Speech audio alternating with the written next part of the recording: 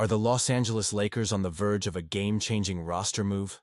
With the recent addition of a proven big man, whispers around the league suggest they might not be done yet. Could we see another fresh face stepping into the spotlight to elevate this team's championship aspirations? As our Lakers continue their impressive run, fans are buzzing with anticipation about who could be joining this dynamic roster. Make sure to subscribe and hit that like button to stay in the loop about all the breaking news surrounding our beloved Lakers. The Los Angeles Lakers are on a roll, having gone 9-1 in their last 10 games, and now they're making some strategic moves to bolster their roster even further. The team recently waived Christian Wood to bring in Alex Len, a veteran center who's proven he can contribute at this level. Len's addition is a significant step towards solidifying the center position, especially with Luka Doncic finally in the fold.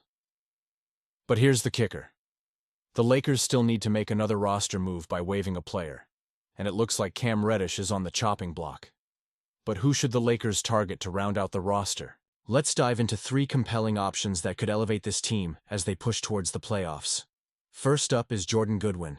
This guy has already shown flashes of brilliance in his limited time on the court, averaging 13.5 points and 6.0 rebounds in just 2 games. He's not just a scorer, his defensive skills are impressive, and at 6'6", he has the length to be a disruptive force. With Luka and Austin Reeves leading the guard rotation, the Lakers could really use someone like Goodwin to provide depth and a defensive spark off the bench. Now, if the Lakers want to explore a different direction, Markelle Fultz is an intriguing option. He's been a free agent all season, but has the potential to be a valuable asset. Sure, his shooting leaves something to be desired, but he's a creative playmaker and can handle the ball effectively, which would take some pressure off Luka when he's resting. Fultz averaged 7.8 points, 3.2 rebounds, and 2.8 assists last season with the Orlando Magic, and even though the shooting consistency has been a question mark, the Lakers could benefit from his ability to score in various ways and his defensive instincts. Bringing in Fultz could be a low-risk, high-reward scenario that could pay dividends in the playoffs. And then there's Marcus Morris Sr., a seasoned veteran who's been on the sidelines this season. At 35, he may not be the player he once was, but he still possesses that toughness and experience that can be invaluable in the playoffs. Last season, he averaged 6.4 points and 2.7 rebounds. But what he brings to the table is his ability to stretch the floor and contribute as a 3-and-D forward. Having someone like Morris could alleviate some pressure on the primary rotation, especially when it comes to defending tougher matchups. Plus, the story of him reuniting with his twin brother Markieff adds an emotional layer to this potential signing. So, what does all this mean for the Lakers' aspirations this season? They are clearly making moves to enhance their competitiveness, and each of these players brings unique attributes that could complement the existing roster. Do you think this was the best decision? Honestly, I'm torn. Goodwin's youth and defensive prowess make him a tantalizing prospect, while Fultz offers the potential for playmaking magic. And let's not forget the experience Morris could bring. That could prove crucial in a playoff setting. And you, what do you think? I want to hear your opinions down below. Which player do you believe would best fit the Lakers' needs? Are you excited about the potential additions? This is a crucial moment for the team, and every decision counts as they aim for championship glory.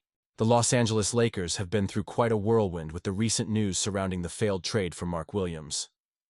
As a passionate fan, I can't help but feel a mix of relief and concern about what this all means for our beloved team. Let's break it down.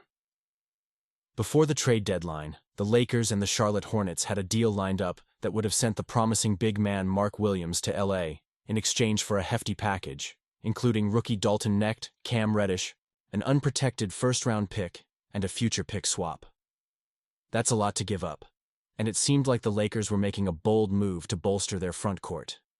However, the deal fell apart after the Lakers failed Williams on his physical.